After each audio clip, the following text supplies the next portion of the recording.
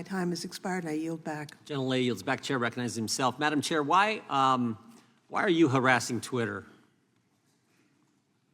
Congressman, thanks for the question. As you might know, the FTC's work on Twitter goes back a decade. Back in 2000, I'm not talking about a decade. I'm talking about now. 12 demand letters in 10 weeks, over 350 separate requests you've demanded of Twitter. Why are you harassing them? Twitter has a history of lax security and privacy policies. You've asked for every single communication relating to Elon Musk, not communications that he just sent to someone or some communications he received, but any time he's mentioned. That actually seems more than harassment. That seems like almost an obsession. Why such an intense focus? So, Congressman, again, it was found that Twitter's lax privacy policies allowed unauthorized users to co-opt Twitter accounts, including that of Fox News. Subsequently, Twitter voluntarily entered into a consent order with the FTC.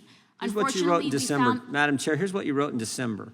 Identify all journalists and other members of the media to whom Twitter has granted access since Musk bought the company. You want to know the name of every journalist a private company has talked to? Think that's consistent with the First Amendment? Congressman, as a former journalist, I take extremely seriously the valuable work that they do and understand that there can be instances in which government action is unjustifiably particularly, Madam Chair, if I could just interject, particularly in the context here. I mean, it's bad enough if you got government asking a private company about who are the journalists you're talking to, you name 4 of them and say, we want the other names of any journalists you may in fact be communicating with. That's bad enough, and I think a threat to the First Amendment, freedom of the press. But in the context of giving us information about how government had suppressed speech on these platforms, that's the context you're asking for. I think that's particularly troubling, don't you? Congressman, the consent decree that we have prohibits Twitter from sharing personal information with third parties. When we read in the papers, like everybody else, that Twitter may have granted access to third parties, that's what our teams were seeking information about. Again, this is a company whose history with the FTC goes back a decade. We got limited time. Madam Chair, who is David Roque? Could you repeat that, Congressman? David Roque, R-O-Q-U-E. Who is David Roque? I'm not familiar with that. You deposed him last month, June 21st, 2023. David Roque is the independent partner for Ernst & Young's independent assessment of Twitter's program. That's part of this consent decree. Do you know what Mr. Roque said in that deposition? I'm not aware. Okay, let me read it for you then, because I think it's pretty important. Mr. Roque testified, again, one of your lawyers, you deposed him, testified that FTC's conduct made him feel as if the FTC was trying to influence the outcome of the engagement before it had started. He said, in some of the discussions that we were having with the Federal Trade Commission, expectations were being conveyed about what those results should be before we had even begun any procedures.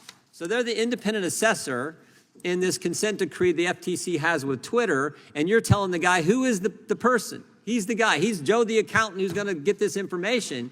You're telling him, you're putting your finger on the scale, telling him what you want the outcome to be, and he's supposed to be the independent fact finder. Why are you doing that?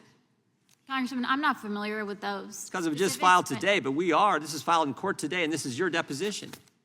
I'm happy to take a closer look at it and be back in touch. I will say as a general matter, we want to make sure that the assessors and auditors that are responsible for overseeing compliance are doing their job. You say Mr. Roque's line, what he testified here, what's been filed in court today, that there were suggestions of what they would expect the outcome to be, they being the FTC, there were suggestions of what they wanted him to go find in his independent assessment of the consent decree agreement between the FTC and Twitter. Again, I'm happy to take a close look and we can be back in touch with you about that allegation, but our staff are consummate professionals.